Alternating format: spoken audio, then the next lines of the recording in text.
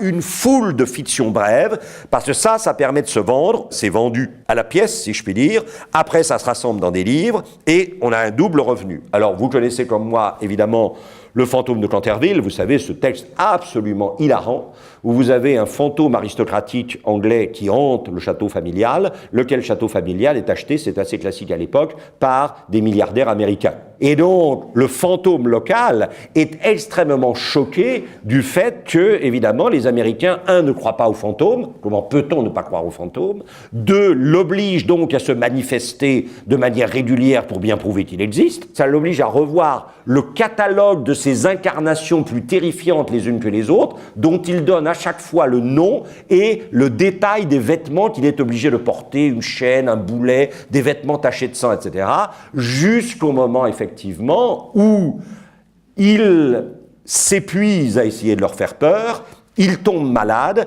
et il est visité par la fille des milliardaires américains à laquelle il dit « c'est épouvantable, je n'arrive pas à vous faire peur, etc. » Elle lui dit « oui, mais ça n'est pas grave, car moi je t'aime. » Et à ce moment-là, il est libéré de son statut de fantôme et il peut entrer dans le repos éternel. C'est magnifique, c'est absolument... C'est à la fois complètement hilarant et comme toujours chez Wilde, c'est bouleversant.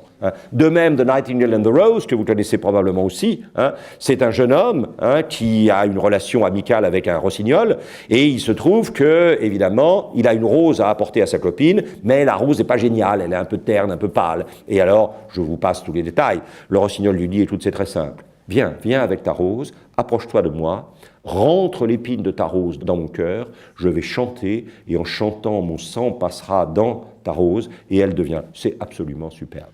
Et ça, vous voyez, c'est bouleversant. On est là au cœur de la création de Wilde. Wilde n'est pas un très grand écrivain, mais c'est un écrivain extraordinairement émouvant. De même, le fameux Happy Prince, le prince heureux, dont on a construit une statue avec plein de pierres précieuses, et il y a un oiseau que vous voyez ici, qui n'arrive pas de venir lui dire, écoute, si tu savais ce que j'ai vu, une mère abandonnée par son mari, etc., est-ce que je peux te prendre une pierre précieuse? Alors, le prince heureux lui dit, écoute, ils ont fait cette statue de moi avec des pierres précieuses parce que j'étais un prince.